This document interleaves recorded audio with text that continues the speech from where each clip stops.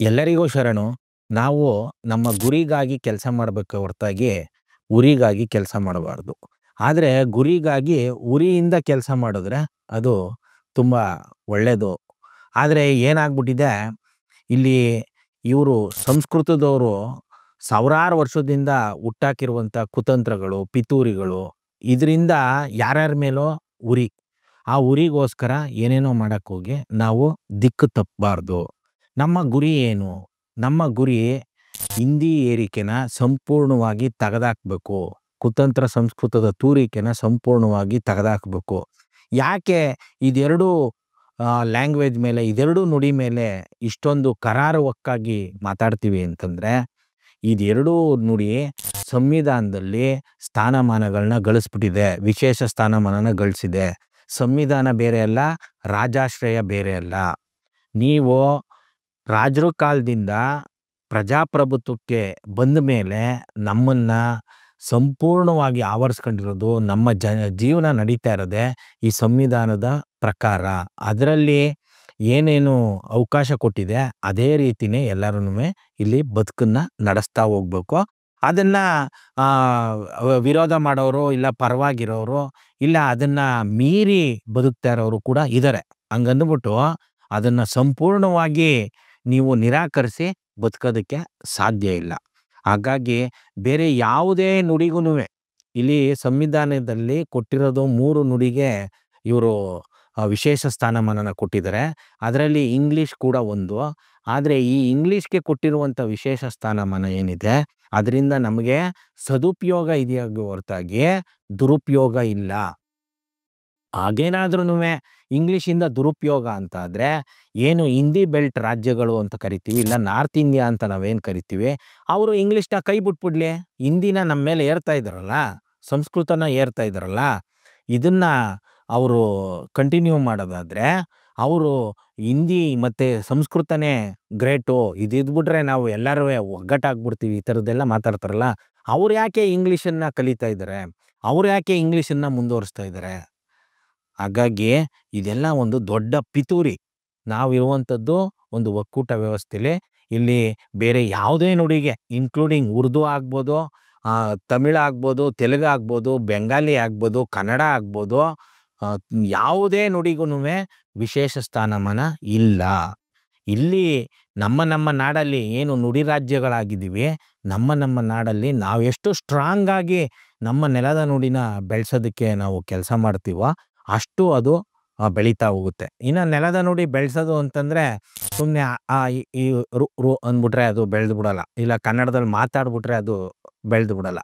ಈ ನಾಡಿನಲ್ಲಿ ಯಾವ ನೆಲದ ನುಡಿಯ ನಾಡು ಇರುತ್ತೋ ಆ ನೆಲದ ನುಡಿಯ ನಾಡಲ್ಲಿ, ಆ ನೆಲದ ನುಡಿಯ ಮೂಲಕ ಅಲ್ಲಿರುವಂಥ ಎಲ್ಲ ಜಾತಿಯ ಬಡವರ ಪರವಾಗಿ ಕೆಲಸ ಮಾಡಬೇಕು, ಅವರ ಒಳಿತಿಗಾಗಿ ಕೆಲಸ ಮಾಡಬೇಕು, ಅವರ ಮಕ್ಕಳ ವಿದ್ಯಾಭ್ಯಾಸಕ್ಕೋಸ್ಕರ ಕೆಲಸ ಮಾಡಬೇಕು. ಅವಾಗಷ್ಟೇ ಆ ನುಡಿ ಮತ್ತು ಆ ನಾಡು ಸಮೃದ್ಧಿ ಆಗೋದಕ್ಕೆ ಸಾಧ್ಯ. ಯಾಕೆ ಇಷ್ಟೆಲ್ಲ ಹೇಳ್ತಾ ಇದ್ದೀನಿ ಅಂತಂದರೆ, ಮತ್ತೆ ಬೇಸಿಗೆ ರಜೆ ಮುಗೀತು, ಜೂನ್ 1 ಬಂತು, ಮತ್ತೆ ಸ್ಕೂಲ್ಗಳು ಶುರುವಾಯಿತು. ಪಾಪ ಕನ್ನಡ ನಾಡಿನ ಮಕ್ಕಳ ಬ್ಯಾಗಲ್ಲಿ ಒಂದು ಸಬ್ಜೆಕ್ಟು ಖಾಲಿ ಆಗುತ್ತೆ ಅಂತ ನಾವೆಲ್ಲ ಸತತ 1 ವರ್ಷದಿಂದ ಈ ಸರ್ಕಾರ ಕೊಟ್ಟ ಭರವಸೆನ ನಂಬ್ಕೊಂಡು ಕೆಲಸ ಮಾಡ್ತಾ ಬಂದ್ವಿ. ಅವ್ರಿಗೆ ಕಾಲಕ್ಕೆ ಏನೆಲ್ಲ ಡಾಕ್ಯುಮೆಂಟ್ಸ್ಗಳನ್ನ ಒದಗಿಸ್ಬೇಕು, ಈ ಡಾಕ್ಯುಮೆಂಟ್ಸ್ ಅಂತಂದರೆ ಏನು 92ರವರೆಗೆ ಹಿಂದಿ ಸಬ್ಜೆಕ್ಟ್ಗೆ 50 ಮಾರ್ಕ್ಸ್ ಇತ್ತು. ಅದಾದಮೇಲೆ ಇವರು ಅದನ್ನು 100 ಮಾರ್ಕ್ಸ್ಗೆ ರೈಸ್ ಮಾಡಿದ್ರು. ನೋಡಿ, 92ರವರೆಗೂ ಕನ್ನಡಗೆ 150 ಮಾರ್ಕ್ಸ್ ಇತ್ತು, ಹಿಂದಿಗೆ 50 ಮಾರ್ಕ್ಸ್ ಇತ್ತು. 93ರಿಂದ ಇವ್ರು ಏನು ಮಾಡಿಬಿಟ್ರು, 125 ಕನ್ನಡಗೆ, ಹಿಂದಿಗೆ 100 ಮಾರ್ಕ್ಸ್ ಮಾಡಿದ್ರು. ಅಂದರೆ ಇನ್ನು 50 ಮಾರ್ಕ್ಸು ಹೆಚ್ಚುವರಿ ಹಿಂದಿಗೆ ಕೊಟ್ಟರು. ಕಳೆದ 32 ವರ್ಷದಿಂದ ಯಾಕೆ ಇಷ್ಟೊಂದು ವ್ಯಾಪಕವಾದ ಹಿಂದಿ ದಾಳಿಗೆ ಒಳಗಾಗಿದ್ದೀವಿ ಅಂದರೆ ಇದು ಮೂಲ ಕಾರಣ. ಇಲ್ಲಿ ನಾವು ಶಿಕ್ಷಣದಲ್ಲಿ ಈ ಒಂದು ಹಿಂದಿ ವಿಷಯನ ತಗ್ಸಾಕ್ಬಿಟ್ರೆ, ಪಾಪ ಮಕ್ಕಳು ಏನು 1ನೇ ತಾರೀಕಿಂದ ಅವರು ಆ ಮೂಟೆನ ಹೊತ್ಕೊಂಡು ಹೋಗ್ತಾರಲ್ಲ, ಆ ಮೂಟೆಲಿ 6 ಸಬ್ಜೆಕ್ಟ್ ಇದ್ದದ್ದು 5 ಸಬ್ಜೆಕ್ಟ್ಗೆ ಬರುತ್ತೆ. ನೀವು ಯೋಚನೆ ಮಾಡಿ, ಅದು ತಮಿಳ್ನಾಡಿನ ಮಗು ಆದ್ರೂ ಅದು ಒಂದು 5 ಸಬ್ಜೆಕ್ಟನ್ನ ಅಂದ್ರೆ 5 ಮೂಟೆನ 5 ಕೆಜಿನ ಎತ್ಕೊಂಡು ಹೋಗುತ್ತೆ. ನಮ್ಮವರು 6 ಕೆಜಿನ ತಗೊಂಡು ಹೋಗ್ತಾರೆ. ಬೇರೆ ಇನ್ನು ಹಿಂದಿ ಸ್ಟೇಟ್‌ಗಳಂತೂ ಅವ್ರ ನಾಲ್ಕೆ. ಅವರು ಇಂಗ್ಲೀಷು ಕೂಡ ಸರಿಯಾಗಿ ಕಲಿಯಲ್ಲ. ನೀವು ಬೇಕಾದ್ರೆ IAS ಆಫೀಸರ್ಸು, ಡಾಕ್ಟರ್ಸ್‌ಗಳನ್ನ ಗಮನಿಸಿದ್ರುನುವೆ ಗೊತ್ತಾಗುತ್ತೆ. ಅವ್ರಿಗೆ ಇಂಗ್ಲೀಷ್ ಉಚ್ಚಾರಣೆನೂ ಕೂಡ ಬರಲ್ಲ. ಅದನ್ನು ಸುಮ್ಮನೆ ಬೇಕಾಬಿಟ್ಟಿ ಏನೋ ಕಲ್ತಿರ್ತಾರೆ. ಹಾಗಾಗಿ ಇಲ್ಲಿ ಈ ಸರ್ಕಾರ ನಾವು ರಾಷ್ಟ್ರೀಯ ಶಿಕ್ಷಣ ನೀತಿ NEPನ ತೆಗಿತೀವಿ. ನಾವೇನಾದ್ರೂ ಬಂದ್ಬಿಟ್ರೆ ಅಧಿಕಾರಕ್ಕೆ SCPನ ತರ್ತೀವಿ, ರಾಜ್ಯ ಶಿಕ್ಷಣ ನೀತಿನ ತರ್ತೀವಿ ಅಂತಂದಿದ್ರು. ಅದು ಕಳೆದ ವರ್ಷನೇ ಇಂಪ್ಲಿಮೆಂಟ್ ಆಗಬೇಕಾಗಿತ್ತು. ಆ ವರದಿ ಇನ್ನೂ ಇವರು ಕೊಟ್ಟೇ ಇಲ್ಲ ಆಯೋಗದವರು. ಈ ವರ್ಷನಾದ್ರೂನುವೆ ಅವರು ಏಪ್ರಿಲಲ್ಲಿ ಸಬ್ಮಿಟ್ ಮಾಡ್ಬಿಡ್ತಾರೆ. ಆಮೇಲೆ ಒಂದು 15 ದಿನ ಚರ್ಚೆ ಆಗ್ಬಿಟ್ಟು ಜೂನ್ 1ನೇ ತಾರೀಕಿಂದ ಇಂಪ್ಲಿಮೆಂಟ್ ಆಗುತ್ತೆ ಅಂತಂದ್ರೆ ಈ ಸಲನೂ ಅದು ಆಗಲೇ ಇಲ್ಲ. ಆದರೆ ಕಳೆದ ವಾರ ನಾವು ಸತತವಾಗಿ 15 ದಿನ ಈ ಒಂದು ಆಯೋಗಕ್ಕೆ ಮತ್ತು ಶಿಕ್ಷಣ ಮಂತ್ರಿಗೆ ಅವರ ಕಚೇರಿಗಳಿಗೆ 15 ದಿನ ನಿರಂತರವಾಗಿ ಕಾಟ ಕೊಟ್ಟ ಮೇಲೆ ಏನು ಈ ಶಿಕ್ಷಣ ನೀತಿ ಆಯೋಗದವ್ರು ಏನಿದ್ರು, ರಾಜ್ಯ ಶಿಕ್ಷಣ ನೀತಿ ಆಯೋಗದವರು, ಅವರು ನಿಮ್ಮ ಆಶಯ ಈಡೇರಿದೆ, ಖಂಡಿತವಾಗ್ಲೂ ನಮ್ಮ ವರದಿಲಿ 2 ಲ್ಯಾಂಗ್ವೇಜ್ ಪಾಲಿಸಿ ಸಾಕು, 3 ಲ್ಯಾಂಗ್ವೇಜ್ ಪಾಲಿಸಿ ತೆಗಿಬೇಕು ಅಂತ ನಾವು ಸೇರಿಸಿದ್ದೀವಿ. ದಯವಿಟ್ಟು ಬಂದು ನೀವು ತೊಂದರೆ ಕೊಡಬೇಡಿ, ಬೇರೆ ಮೀಟಿಂಗೇ ಮಾಡೋಕ್ಕಾಗ್ತಾ ಇಲ್ಲ ಅನ್ನೋ ಥರದಲ್ಲಿ ರಿಕ್ವೆಸ್ಟ್ ಮಾಡ್ಕೊಂಡ್ಮೇಲೆ ಸರಿ ನಿಮ್ಮ ವರದಿ ಬಿಡುಗಡೆ ಆಗಲಿ, ಆಮೇಲೆ ನೋಡೋಣ ಅಂತ ನಾವು ಸ್ವಲ್ಪ ವಿರಾಮ ಕೊಟ್ಟಿದ್ದೀವಿ ಆ ಒಂದು ಕೆಲಸಕ್ಕೆ. ವಿಷಯ ಈ ರೀತಿ ಇರುವಾಗ ಯಾವನೋ ಒಬ್ಬ ಕುತಂತ್ರ ಸಂಸ್ಕೃತವನು, ಅವನು ಅದ್ಭುತ ನಟ ಇರ್ಬೋದು, ಅವನು ನಾಸ್ತಿಕ ಇರ್ಬೋದು, ಅವನು ಇನ್ನೇನೋ ವೈಚಾರಿಕವಾಗಿ ಮಾತಾಡ್ತಾ ಇರ್ಬೋದು, ಇನ್ನೇನೋ ಹ್ಯುಮ್ಯಾನಿಟಿ ಬಗ್ಗೆ ಮಾತಾಡ್ತಾ ಇರ್ಬೋದು. ಆದರೆ ಅವನಿಗೆ ಏನ್ರಿ ಗೊತ್ತೋ ಒಂದು ನುಡಿ ಅದು ಹೆಂಗೆ ಉಗಮ ಆಗುತ್ತೆ, ಒಂದು ನುಡಿ ಇನ್ನೊಂದು ನುಡಿನ ಹುಟ್ಟಿಸ್ಬಿಡ್ತದ. ಈ ರೀತಿಯ ನಾನ್ಸೆನ್ಸ್ ಮಾತುಗಳನ್ನ ಆತ ಆಡ್ದ ಅಂತೇಳಿ ನಾವು ದಿಕ್ಕು ತಪ್ಪಿ ಏನೇನೋ ಮಾಡೋದಕ್ಕೆ ನಮ್ಮ ಸಮಯನ, ನಮ್ಮ ಎನರ್ಜಿನ ಬಳಸಿದ್ರೆ ಮುಖ್ಯವಾದ ವಿಚಾರದಿಂದ ನಾವು ದೂರ ಸರಿತಾ ಹೋಗ್ಬಿಡ್ತೀವಿ. ಇದನ್ನ ತೇಜಸ್ವಿ ಅವರು ಕೂಡ ಭಾಳ ಚೆನ್ನಾಗಿ ಹೇಳ್ತಾರೆ. ಅಡ್ಡದಾರಿ ಹಿಡಿಬೇಡಿ, ಮುಖ್ಯವಾದ ಗುರಿ ಕಡೆಗೆ ನಮ್ದೇನು ಗಮನ ಇರ್ತದೆ ಅದ್ರ ಕಡೆಗೆ ಹೋಗ್ಬೇಕು, ಇಲ್ಲಾಂದ್ರೆ ಕಾಲ ಸರಿದೋಗುತ್ತೆ ಅಂತ ಹೇಳ್ತಾರೆ ಪೂರ್ಣಚಂದ್ರ ತೇಜಸ್ವಿ ಅವರು. ಆ ಮಾತನ್ನ ನಾವು ನೆನಪು ಮಾಡ್ಕೊಳ್ಳೋಣ.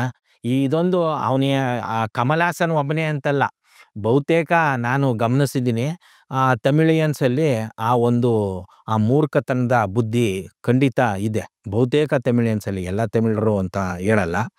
ಅದು ಕಾರಣ ಏನು ಅಂತಂದರೆ, ಅಲ್ಲಿ ದ್ರಾವಿಡ ಹೆಸರಲ್ಲಿ ಏನು ರಾಜಕೀಯ ಮಾಡೋದಕ್ಕೆ ಶುರು ಮಾಡಿದ್ರು DMK ಪಾರ್ಟಿಯವರು, ಅಲ್ಲಿ ಕೆಲವರು ನೀವು ದ್ರಾವಿಡ ಹೆಸರಲ್ಲಿ ಕನ್ನಡದವ್ರನ್ನ, ತೆಲುಗು ಅವ್ರನ್ನ, ಮಲಯಾಳಂನವ್ರನ್ನೆಲ್ಲ ನಮಗೆ ಆಳುವಂಗೆ ಮಾಡ್ತಾ ಇದ್ದೀರಿ, ನಮ್ಮನ್ನು ಅವರು ಆಳುವಂಗೆ ಮಾಡ್ತಾ ಇದ್ದೀರಿ, ಅವ್ರಿಗೆ ಅಧಿಕಾರ ಕೊಡ್ತಾ ಇದ್ದೀರಿ ಅಂತೆಲ್ಲ ಗಲಾಟೆ ಶುರು ಮಾಡಿದಾಗ ಅಲ್ಲಿ ಸಮಾಧಾನ ಮಾಡೋಕ್ಕೆ ಬಿಟ್ಟಂಥ ಒಂದು ಸುಳ್ಳೆನೆ ತಮಿಳೇ ಎಲ್ಲ ಭಾಷೆಗೂ ತಾಯಿ ಅನ್ನುವಂಥದ್ದು.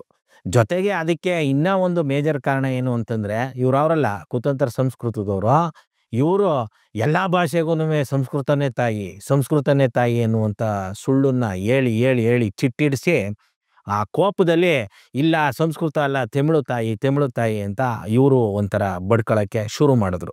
ಇನ್ನು ಇವಾಗ ಎದ್ದಿರುವಂಥ ವಿವಾದ ಏನಿದೆ ಇದು ಮೊದಲೇನಲ್ಲ.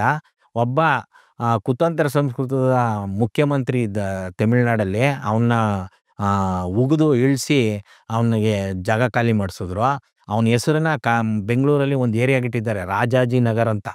ಈ ರಾಜಾಜಿ ಈ DMK ಪಕ್ಷ ಯಾವಾಗ ಬಂದು ಅದು ತಮಿಳ್ನಾಡು ಅಂತ ಹೆಸರಿಟ್ಬಿಡ್ತು, ಮತ್ತು ಈ 2 ನುಡಿ ಪದ್ಧತಿನ ತರ್ತು, ಮತ್ತು ಸ್ಕೂಲ್ಗಳನ್ನ ಅಭಿವೃದ್ಧಿ ಮಾಡ್ತು, ಸಾಕಷ್ಟು ಏನು ಪ್ರಾದೇಶಿಕವಾಗಿ ಅಭಿವೃದ್ಧಿನ ಮಾಡೋಕ್ಕೆ ಶುರು ಮಾಡಿಬಿಡ್ತು. ಇನ್ನು ಈ ಚಿಂತನೆಗಳು ಅಕ್ಕಪಕ್ಕಕ್ಕೂ ತಲುಪಿಬಿಡ್ತಾವಲ್ಲ ಅನ್ನುವ ಹೊಟ್ಟೆವರಿಗೆ ಆತ ಏನು ಮಾಡ್ತಾನೆ, 68ರಲ್ಲೋ 69ರಲ್ಲೋ ಮೊದಲನೇ ಬಾರಿಗೆ ಈ ಮಾತನ್ನು ಹೇಳ್ಬಿಡ್ತಾನೆ, ಎಲ್ಲ ಭಾಷೆಗೂ ತಮಿಳೇ ತಾಯಿ, ಕನ್ನಡ ಹುಟ್ಟಿರೋದೇ ತಮಿಳಿಂದ ಅಂತ ಹೇಳ್ಬಿಡ್ತಾನೆ. ಆವಾಗ ಇಲ್ಲಿದ್ದಂಥ ಈ ಕುತಂತ್ರ ಸಂಸ್ಕೃತದವರು ಅದನ್ನು ಡಿಬೇಟ್ ಮಾಡಲಿಲ್ಲ, ಹೆಂಗಪ್ಪ ಹುಟ್ಬಿಡ್ತೋ. ಇವತ್ತು ಡಿಬೇಟ್ ನಡೀತಾ ಇದೆಯಲ್ಲ, ಭಾಳ ಒಂದು ಒಳ್ಳೆ ಬೆಳವಣಿಗೆ ಏನು ಅಂತಂದರೆ, ಎಲ್ಲ ವಿದ್ವಾಂಸರು ಏನಂತ ಹೇಳ್ತಾ ಇದ್ದಾರೆ ಅಂದರೆ, ಕನ್ನಡ ಅದು ದ್ರಾವಿಡ ನುಡಿ ಕುಟುಂಬಕ್ಕೆ ಸೇರಿರುವಂಥ ಒಂದು ಪ್ರಮುಖ ನುಡಿ. ಈ ತಮಿಳು, ತೆಲುಗು, ಮಲಯಾಳಂ ಇವು ಕೂಡ ದ್ರಾವಿಡ ನುಡಿಗಳೇ ಅನ್ನೋದನ್ನ ಸಾಕಟ್ಟಾಗಿ ಸಾರ್ತಾ ಇದ್ದಾರೆ. ಇದಕ್ಕೂ ಮೊದಲು ಇದ್ದದ್ದು ಅಂದ್ರೆ ನಮ್ಮ ಚಳುವಳಿ 5-6 ವರ್ಷದಲ್ಲಿ ಮಾಡಿರುವಂತ ಇಂಪ್ಯಾಕ್ಟ್ ಇದು. ಇದಕ್ಕೂ ಮೊದಲು ಈಗ ಯಾರು ಮುಗಿಬೀಳ್ತಾ ಇದ್ದಾರೆ ಬೇರೆ ಬೇರೆ ವಿಚಾರದಲ್ಲಿ, ಇವರೆಲ್ಲಾನೇ ಏನ್ ಹೇಳ್ತಿದ್ದದ್ದು, ಏಯ್ ದ್ರಾವಿಡ ಅವೆಲ್ಲ ನಮಗೂ ಅದಕ್ಕೂ ಸಂಬಂಧನೇ ಇಲ್ಲ ಅಂತೆಲ್ಲ ಹೇಳ್ತಿದ್ರು. ಇವತ್ತು ಕನ್ನಡದ ಮೂಲ ಮತ್ತೆ ಕನ್ನಡದ ನುಡಿ ಕುಟುಂಬ ದ್ರಾವಿಡ ಅನ್ನೋದನ್ನ ಸಾಕಷ್ಟು ವಿದ್ವಾಂಸರೇ ಸಾರಿದ್ರು, ಹೋರಾಟಗಾರರನ್ನು ಕೂಡ ಸಾರಿದ್ರು. ಎಲ್ಲರನ್ನೂ ಇದೊಂದು ದ್ರಾವಿಡ ನುಡಿ ಅಂತ ಒಪ್ಕೊಳ್ಳೋದಕ್ಕೆ ಈ ಒಂದು ಘಟನೆ ಕಾರಣಕರ್ತರ ಆಗಿದೆ ಅಂತಾನೆ ಹೇಳ್ಬೋದು. ಈ ವಿಷಯ ಈ ತರ ಮಾತಾಡ್ತಾ ಹೋದ್ರೆ ಎಲ್ಲೆಲ್ಲೋ ಹೋಗ್ಬಿಡುತ್ತೆ. ಹಾಗಾಗಿ ನಮ್ಮ ಮುಖ್ಯ ಗುರಿ ಏನು? ಈ ಹಿಂದಿ ಅನ್ನುವಂಥದ್ದನ್ನ ತೆಗೆದಾಕ್ಬೇಕು, ನಾವು ಸ್ವಾಯತ್ತತೆನ ಪಡ್ಕೋಬೇಕು. ಹಾಗಾಗಿ ಈ ಸ್ಕೂಲ್ಗಳಲ್ಲಿ ಇವರು ಇಂಪ್ಲಿಮೆಂಟ್ ಮಾಡ್ತೀವಿ ಅಂತ ಹೇಳಿದ್ರು, ಆದ್ರೂ ಈಗೆಲ್ಲ ಟೆಕ್ಸ್ಟ್ ಬುಕ್ ಸಪ್ಲೈ ಮಾಡಿರೋದು ಹಿಂದಿ ಟೆಕ್ಸ್ಟ್ ಬುಕ್ಕನ್ನು ಸಪ್ಲೈ ಮಾಡಿದ್ದಾರೆ. ಮತ್ತೆ 51,000 ಶಿಕ್ಷಕರನ್ನ ನೇಮಕ ಮಾಡ್ತೀವಿ ಅಂತ ಹೇಳವ್ರೆ. ಅದರಲ್ಲೂ ಅಂದಾಜು ಒಂದು 5,000 ಹಿಂದಿ ಶಿಕ್ಷಕರನ್ನ ನೇಮಕ ಮಾಡ್ತಾ ಇದ್ದಾರೆ. ಹಾಗಾಗಿ ನಾವು ದ್ರಾವಿಡ ಕನ್ನಡಿಗರು ಚಳುವಳಿ ಒಂದು ಕರೆನ ಕೊಡ್ತಾ ಇದೆ. ಇನ್ನು ಮುಂದಕ್ಕೆ ನಿಮ್ಮ ಊರಲ್ಲಿ ಶಾಂತಿಯುತವಾಗಿ ಹಿಂದಿ ಟೀಚರ್ ಗೋ ಬ್ಯಾಕ್ ಅನ್ನುವಂಥ ಒಂದು ಫಲಕನ ಹಿಡ್ಕೊಂಡು ಅವ್ರಿಗೆ ಅದನ್ನ ತೋರಿಸುವಂತ ಒಂದು ಆಂದೋಲನನ ಶುರು ಮಾಡೋಣ. ನಾವು ಇಲ್ಲಿವರೆಗೂ ಸಿಲಿಂಡರ್ ಮೇಲೆ ಇದ್ದಂಥ ಹಿಂದಿನ ಅಳಿಸು ಅದನ್ನ ವಿರೋಧ ಮಾಡಿ ಜನರಲ್ಲಿ ಜಾಗೃತಿ ಮೂಡಿಸಿದ್ದೀವಿ. ಇನ್ನು ಹಿಂದಿ ದಿವಸ ವಿರೋಧ ಮಾಡೋದನ್ನ ಶುರು ಮಾಡಿ ಜಾಗೃತಿ ಮೂಡಿಸಿದ್ದೀವಿ. ವಿಶ್ವ ಹಿಂದಿ ದಿನ ವಿರೋಧಿಸಿ ಜಾಗೃತಿ ಮೂಡಿಸಿದ್ದೀವಿ. ಇನ್ನು ಆ ರೈಲ್ವೆ ಸ್ಟೇಷನ್ಗಳಿರ್ಬೋದು, ಬೇರೆ ಬೇರೆ ಕಡೆ ಹಿಂದಿ ಬೋರ್ಡ್ಗಳು ಮಸಿ ಬಳಿಯುವಂಥದ್ದು, ಈ ಥರದ್ದು ಎಲ್ಲ ಥರನೂ ಮಾಡಿದ್ದೀವಿ. ಇದ್ರ ಎಲ್ಲದರ ಪರಿಣಾಮನೇ ಇವತ್ತು ಈ ಹಿಂದಿ ಮತ್ತು ಈ ನಾರ್ತ್ ಇಂಡಿಯಾಗೆ ಒಂದು ದೊಡ್ಡ ಪ್ರತಿರೋಧ ಸೌತ್ ಇಂಡಿಯಾದಲ್ಲಿ ಶುರುವಾಗಿರೋದು. ಇದರ ಒಂದು ಮುಂದಿನ ಹೆಜ್ಜೆ ನಮ್ಮ ಗುರಿ ಕಡೆಗೆ ಸಾಗೋಣ. ಎಲ್ಲರೂ ಕೂಡ ನಿಮ್ಮ ಊರಲ್ಲಿ ಇರುವಂಥ ಹಿಂದಿ ಟೀಚರ್ಗೆ ಗೋ ಬ್ಯಾಕ್ ಅನ್ನುವಂಥ ಫಲಕನ ಶಾಂತಿಯುತವಾಗಿ ಪ್ರೀತಿಯಿಂದ ತೋರ್ಸೋದನ್ನ ಶುರು ಮಾಡೋಣ. ಅದನ್ನ ಸೋಷಿಯಲ್ ಮೀಡಿಯಾಗಳಲ್ಲಿ ಶೇರ್ ಮಾಡೋಣ ಅಂತ ಹೇಳ್ತಾ ಶರಣು. Thank you.